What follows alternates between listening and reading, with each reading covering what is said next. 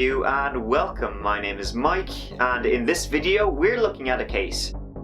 Well, you might have actually seen it in the news because the trial is still ongoing in San Bernardino, California.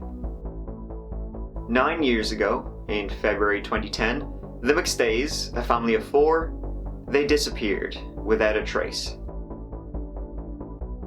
They had just moved into their new home 4 months before their disappearance. Did the family intentionally walk away from their kind of normal lives, or was there something more sinister at play?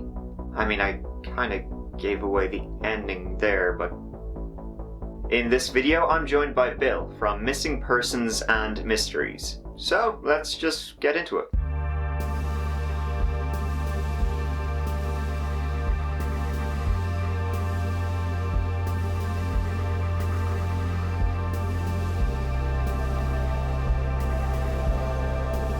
"40-year-old Joseph McStay and his 43-year-old wife Summer lived in Fallbrook, California, with their sons 4-year-old Gianni and 3-year-old Joseph Jr. The McStays had recently moved to Fallbrook. Joseph owned and operated Earth Inspired Products, a company that built decorative fountains, and it was doing really well with projects that included clients as far away as Saudi Arabia. His business, that he built up with the help of friend Dan Kavanagh, had become extremely successful, so he hired a welder and contractor by the name of Chase Merrit. Chase Merrit was spoken highly of by Joseph and others, so when the McStays disappeared, he was not a person of interest. It began on February 4th, 2010. Initially, when the phone calls of relatives of the McStays were not returned, there was really no big concern for the family's safety.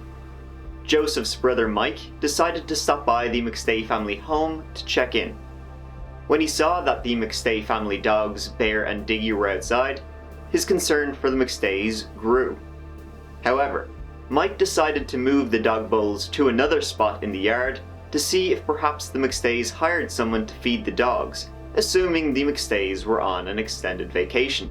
When Mike returned the next day, he was relieved to see that the dogs had been fed. At this point, Mike left a note for whoever was feeding the dogs to contact him, because he was worried about the family. Later that evening, Mike was contacted by Animal Control. Animal Control told him that they had been visiting the home daily and were feeding the dogs. They added they did not know the McStays, but just assumed they were going to return, but thought that maybe they were involved in an accident. But as the days went on and the McStays still hadn't either picked up or returned any of the calls, Joseph's mother contacted the authorities. When authorities arrived at the home, they noticed popcorn on the couch, eggs left out on the kitchen counter, and other things out of place that drew reason for concern.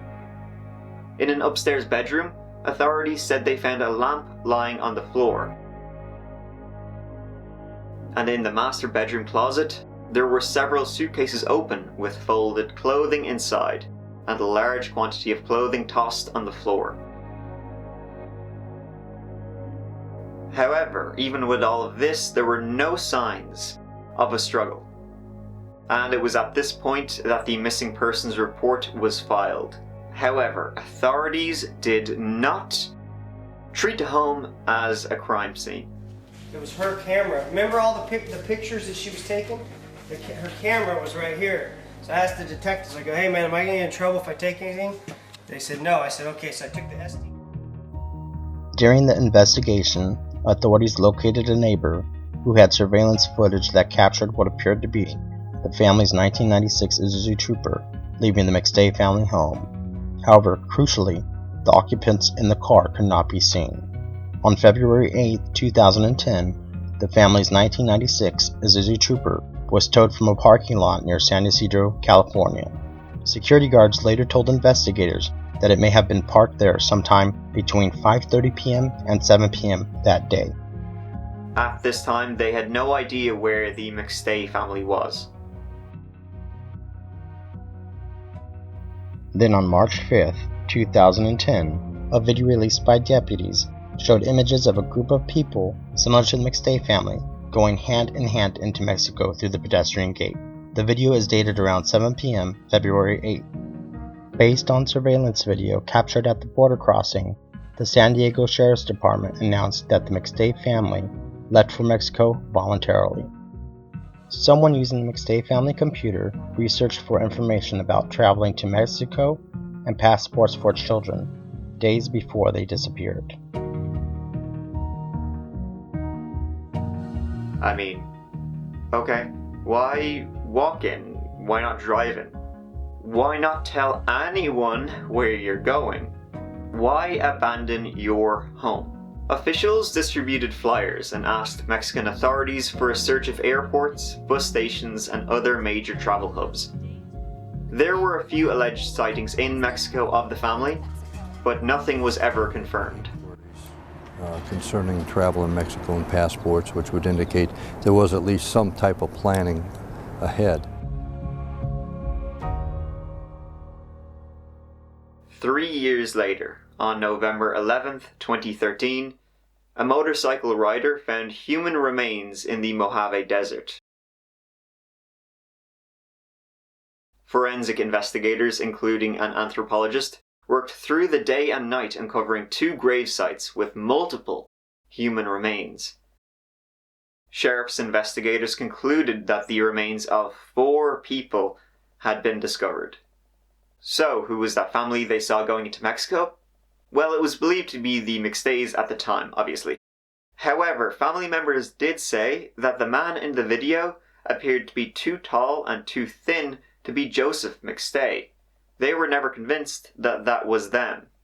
It was probably just some other random family of 4 walking into Mexico.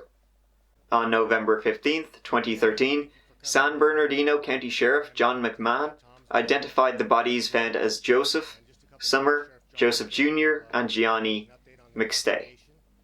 And through the use of dental records, we're able to identify the adult victims as Summer and Joseph McStay. We believe the other 2 sets of remains are that of the boys, their sons. Their DNA evidence is on file with DOJ, and we will be sending that information to DOJ for positive confirmation. According to detectives, Joseph's body was found with a white extension cord wrapped around his neck. Summer's skull was fractured, and one of their sons' heads was bludgeoned 7 times. A 3-pound sledgehammer was also found buried at the site. A year after the remains were found, San Bernardino County Sheriff's investigators announced the arrest of Charles Chase Merrit, Joseph McStay's hired help and friend. Detectives questioned Merrit 2 days after a missing persons report was filed, and noticed he referred to McStay in the past tense. He is currently charged with 4 counts of murder in the McStay slayings. Prosecutors alleged that Joseph's one-time business associate was in debt and had a gambling problem when he killed the family of 4 for financial gain. Joseph had nearly $100,000 in his bank account when he was killed. Chase Merrit also owed Joseph $30,000 he'd been lent to cover his gambling debt. Another associate of the 2 men, Dan Kavanagh, said Joseph had planned to fire Chase before Joseph disappeared. Prosecutors said they traced Merritt's cell phone to the shallow desert graves and found Merritt's DNA on the steering wheel and gear shift of the McStay's SUV, which was found near the Mexican border after the family disappeared. Merrit also has felony convictions for burglary and receiving stolen property. His most recent felony conviction in 2001 was for the theft of $32,000 worth of equipment.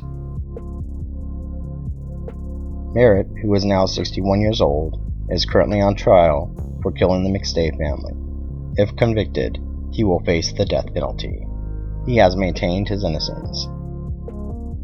Chase Merrit kept appealing his trial dates by firing his attorneys. That's one tactic, I guess. Merrit told the court he wanted to act as his own lawyer, with the hope that it would move the case along quicker, since he said he believes he only has 6 to 8 months to live after being diagnosed with congestive heart failure. Though he said this in 2015, so... Finally, on January 6th, 2019, the trial for Chase Merrit began. Merritt's defense attorneys said the McStay family died because of someone else's greed. They attacked the prosecution's case from almost all angles and pointed to another person, Dan Kavanagh, as a prime suspect who they say got overlooked by investigators who focused only on Merrit. Kavanagh, however, has an alibi. He was in Hawaii at the time they disappeared. At this time, however, there are still a number of unanswered questions. If Merrit did do it, why did he kill the entire family? Where did he kill them? There was no real evidence at the house. There was no blood found there, unless he cleaned it up real good. The house was in a bit of a mess alright, but it didn't look like someone had been murdered there. You'd think if a family of 4 were fighting for their lives, they would have made more of a mess. How did he transport the 4 bodies to the Mojave Desert? Some think that perhaps he was not alone in the slayings, or that he is actually innocent. The prosecution hasn't really proven anything yet, other than motive. Hopefully, the McStay's family and their friends, they will have justice. As of this video, the trial is still ongoing, so we'll have to see what comes up over the next few weeks. The trial is estimated to last into April. Thank you so much for watching, and of course, if you would like to see more unsolved missing persons, murders, the stuff I can't cover, please check out Bill's channel, Missing Persons and Mysteries. Links down below. Thank you for watching. See you as always real soon. Mike out.